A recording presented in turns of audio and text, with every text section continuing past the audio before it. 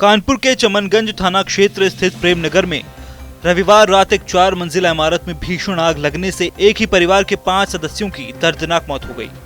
मृतकों में माता पिता और उनकी 3 बेटियां शामिल हैं। इस इमारत की पहली और दूसरी मंजिल पर जूता चप्पल का कारखाना है, जबकि तीसरी और चौथी मंजिल पर परिवार के लोग निवास कर रहे थे।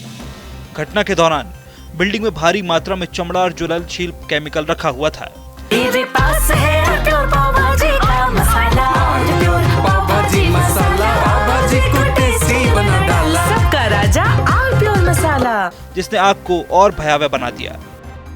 देखिए, इसमें जैसा आपको पता है, कल जो सूचना हमें प्राप्त हुई थी रात में, उसी के अकॉर्डिंग संवेदनशीलता की दृष्टिगत पूरे जो आसपास के नियर बाय स्टेशन थे वहां से टर्न आउट कराए गए, गाड़ियां अधिकारी मौके भेजे गए।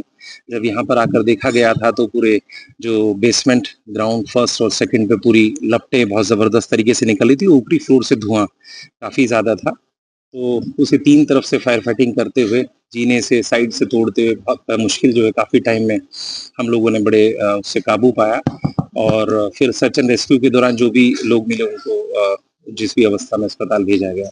अभी इसमें यही प्रतीत हो रहा है कि जो ground first basement, ground first second है, वहां पे कारखाना संचालित है, वहीं किसी न किसी कारण से due to some short circuit, और जो भी सर्किट है वो तो जांच में जो भी उच्चाधिकारीगण आएंगे उसके अकॉर्डिंग रहेगा, लेकिन उसी से शुरू होना प्रतीत हुआ है और उसी के कारण आग अन्य तलों पर फैली। धुआं और हीट ज्यादा होने के कारण वहां से निकास नहीं हो पाया।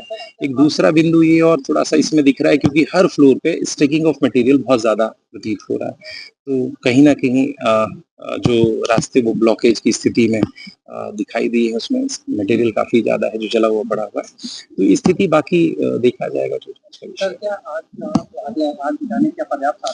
इसमें देखिए, ये एक रिहाइश का एरिया है, ये एक कमर्शियल एस्टेब्लिशमेंट नहीं है।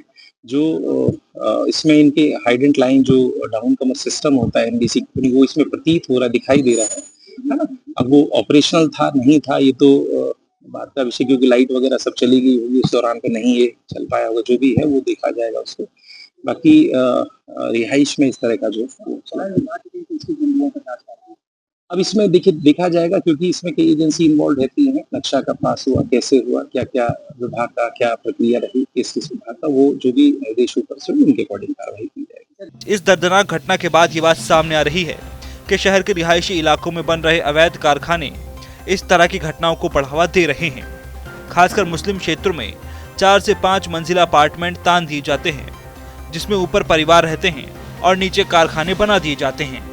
बहुत ही दुखद, दर्दनाक, हृदय विदारक घटना हुई है, जिसमें एक ही परिवार के 5 लोग नहीं रहे।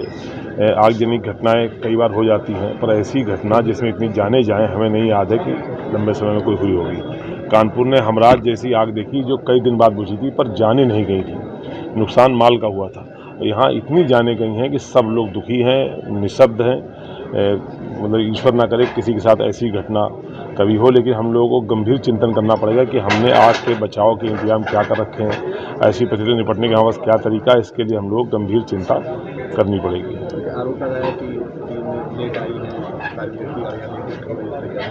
अब वो सब बातें आप लोग पता ही हैं, चूँकि हम ऐसी कठिन परिस्थिति में हम कोई आरोप प्रत्यारोप पर नहीं जाना चाहते, पर हम सब लोग देखना पड़े, जान होती है, और जब परिवार पूरा गया है तो ये दर्दनाक है।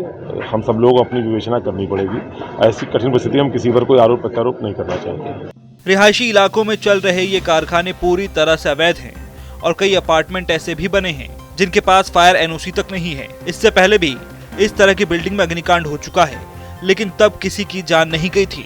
फिलहाल अधिकारी जांच की बात कर रहे हैं। मेरे पास है प्योर